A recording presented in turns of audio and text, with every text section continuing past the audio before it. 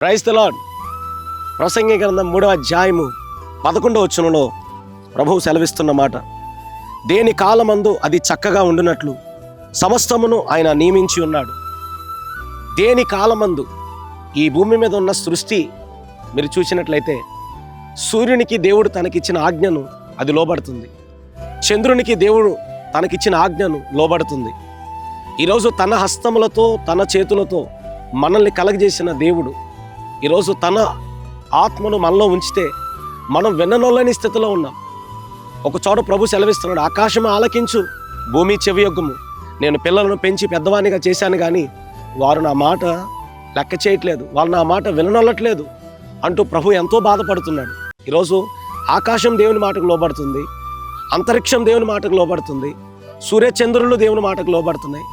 ఈ భూమి మీద ఉన్న ప్రతి జలచరాశులు, ఇది భూమి మీద ప్రాకు ప్రతి పురుగులు, పక్షులు అన్నీ దేవునికి లోబడుతున్నాయి. కానీ ఈరోజు నువ్వు నేనే మనం ప్రభుకి లోబడలేని స్థితిలో ఉన్నాం.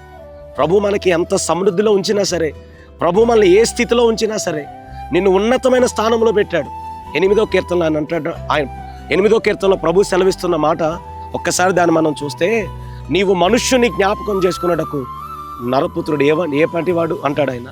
ఇదిగో దేవుని కంటే వానిని కొంచెమే తక్కువ వానిగా చేసి ఉన్నావు, మహిమా ప్రభావములతో వానికి కిరీటం ధరింపజేసి ఉన్నావు. పగటి నేలుటకు ఆయన సూర్యుని నిలబెట్టాడు, రాత్రి నేలుటకు ఆయన చంద్రుని నిలబెట్టాడు. ఇదిగో నిన్ను నన్ను కలగజేశాడు. ఇదిగో దేవుని కంటే కొంచెమే తక్కువ వానిగా చేశాడు. 8వ కీర్తన ఈ మాటలని మనం చదువుకోవచ్చు. ఇక ఆయన అంటున్నాడు, సూర్యచంద్ర నక్షత్రములను ప్రభు కలగజేశాడు. ఈరోజు ప్రభు మనకి ఎంత ఆశీర్వాదం, ఎంత కృపదేవుడు మనకిస్తే ఆయన మాటను వినలేని స్థితిలో ఉన్నాం. చూస్తున్నారు ఈ సృష్టిని, ఇంత అందమైన సృష్టి, ఇంత అందమైన ఈ ప్రపంచాన్ని ప్రభు కలగజేసి ఇదిగో తన అందాన్ని ప్రభుకి గణపరుస్తున్నవి. ఇదిగో ఆకాశము ప్రభుని వివరిస్తున్నాయి. 19వ కీర్తన అంటాడు, ఆకాశములు దేవుని మహిమను వివరిస్తున్నాయి, అంతరిక్షము దేవుని పనిని ప్రచురపరుస్తున్నాయి, పగటికి పగలు బోధ చేస్తున్నాయి, రాత్రి జ్ఞానం తెలుపుతున్నాయి.